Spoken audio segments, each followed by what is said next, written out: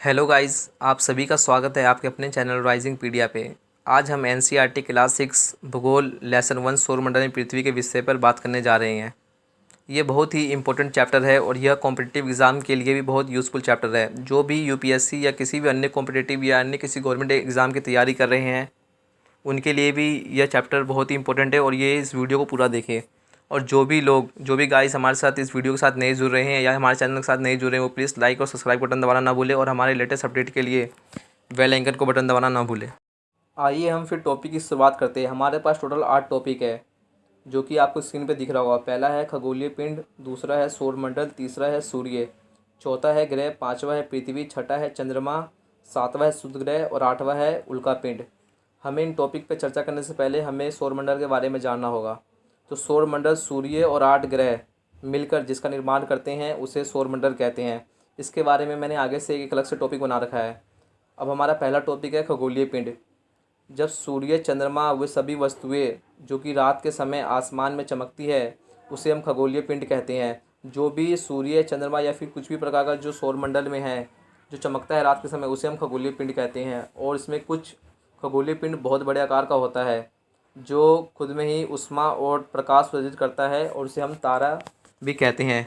इसके बाद हम बात करते हैं अपने दूसरे टॉपिक की जिसका नाम है सौरमंडल।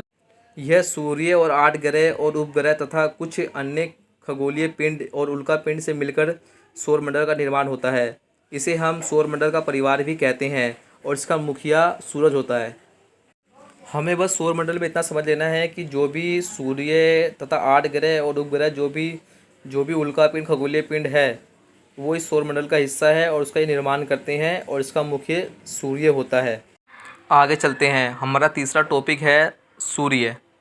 सूर्य सौरमंडल के केंद्र में यानी बीच में स्थित है। यह आकार में बहुत ही बड़ा है और बहुत गर्म है क्योंकि यहाँ अत्यधिक गर्म गैसों से बना है। जो सूर्य है वह पूरे सौरमंडल के लिए प्रकाश यानी रोशनी का कार्य करता है और सूर्य रोशनी का एक ही स्रोत है। और सौरमंडल के लिए यह अत्यधिक तेज़ तथा ऊष्मा इसकी हम इसकी अत्यधिक तेज़ ऊष्मा को महसूस नहीं कर सकते, लेकिन यह सौरमंडल में बिल्कुल बीच में केंद्रित एक स्थित है और इसी के सूर्य के ही रोशनी से पूरा सौरमंडल जगमगाता है। और सबसे इम्पोर्टेंट बात यह है कि जो सूर्य है यह हमसे 15 करोड़ किलोमीटर दूर है। सबसे इम्पोर्टेंट इसमें यही है कि हमें कई बार एक नंबर पूछ लिया जाता है कि जो सूर्य है उसकी दूरी पृथ्वी से कितनी है, तो इसकी दूरी यहाँ से 15 किलोमीटर दूर है। इस वीडियो का लेख मैंने बहुत ही सरल शब्दों में बनाए हैं, इसलिए ऐसा नहीं है कि इसमें ज़्यादा टाइम लगा, इसलिए मुझे बिना ज़्यादा टाइम लगाए ज़्यादा जल्दी इस वीडियो को शॉर्ट में ही ख़त्म करना है। हमारा चौथा टॉपिक है ग्रह।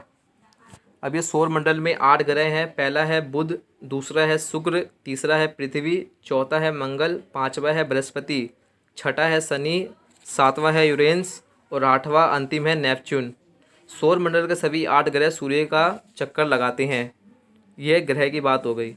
ग्रह में ज़्यादातर सौरमंडल के 8 ग्रह के नाम पूछ लिए जाते हैं, इसलिए इसे याद रखना बहुत ही ज़रूरी है। अब हमारा अगला टॉपिक है पृथ्वी।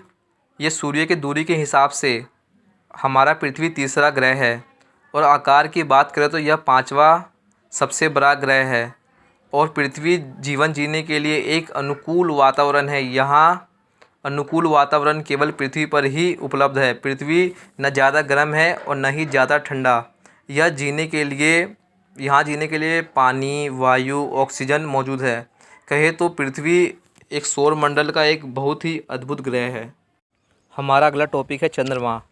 ये हमारी पृथ्वी के पास केवल एक उपग्रह है जिसका नाम है चंद्रमा। यह हमसे लगभग 3,84,400 किलोमीटर दूर है और चाँद पृथ्वी का एक चक्कर 27 दिन में पूरा करता है। यह भी बहुत इंपॉर्टेंट लाइन है।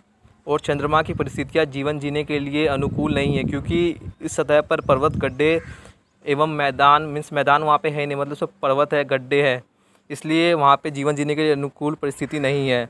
और सबसे महत्वपूर्ण बात इसमें यह है कि हमें यह पता होना चाहिए कि जो चाँद पे पहले जाने वाले व्यक्ति कौन थे, तो उनका नाम था नील आर्मस्ट्रॉन्ग। नील आर्मस्ट्रॉन्ग ऐसे व्यक्ति थे जिन्होंने चाँद पर पहला कदम डाला था। और जैसा कि मैंने पहले बताया है कि पृथ्वी से लेके चाँद तक की दूरी कितनी है, 3,84,000 किलोमीटर, बोलते 3,84,400 किलोमीटर दूर है। और यह चाँद पृथ्वी का एक चक्कर कितने दिन में 27 दिन में पूरा करता है। हमारा अगला टॉपिक है शुक्र ग्रह। शुद्ध ग्रह यह तारों एवं उपग्रह और ग्रहों के छोड़कर न गिने जाने वाले पिंड भी सूर्य के चक्कर लगाते हैं। हमें पता होना चाहिए कि जो तार और उपग्रह ग्रह ये तो चक्कर लगाते हैं, पर इसे छोड़कर जो ना गिने जाने वाले पिंड जो बहुत छोटे छोटे हैं वह भी सूर्य के चक्कर लगाते हैं। और यह छोटे छोटे पिंड मंगल और बृहस्पति की कक्षाओं में पाए जाते हैं। और वैज्ञानिकों का भी ऐसा मानना है कि यह ग्रह के ही भाग थे, पर बहुत साल पहले किसी विस्फोट के कारण यह ग्रहों से टूटकर अलग हो गए थे। अब उसके जो टूटे फूटे जो कुछ कण और पिंड है वही सूर्य के चक्कर लगाते हैं। जैसा कि मैंने अभी शुद्ध ग्रह के बारे में बताया, हमारा अगला पिंड है और हमारा अगला टॉपिक है उल्का पिंड। जैसा कि उल्का पिंड यह है कि यह सूर्य के चारों ओर ये भी चक्कर लगाती है, पर इसके छोटे छोटे पत्थर के जो टुकड़े हैं ना, वो उसे हम उल्का पिंड कहते हैं। वैसे चक्कर तो ये भी लगाती है, जैसे शुद्ध ग्रह में भी वो छोटे छोटे टुकड़े चक्कर लगाती थी। अब उल्का पिंड ये कभी कभी तो उल्का पिंड पृथ्वी के बहुत नज़दीक आ जाते हैं, जिससे कि पृथ्वी को टकराने की प्रवृत्ति होती है। और जब ये पृथ्वी पर गिर जाते हैं तो किसी धरातल पर गड्ढे या निशान पड़ जाते हैं। उल्का पिंड यह भी बहुत इम्पोर्टेंट टॉपिक है। मैंने वीडियो शॉर्ट बनाया है क्योंकि जो भी मैंने बताया सब सरल शब्दों में है। अगर किसी को भी कोई भी प्रॉब्लम होती है तो मुझे कमेंट करके ज़रूर बताएं। Thank you so much.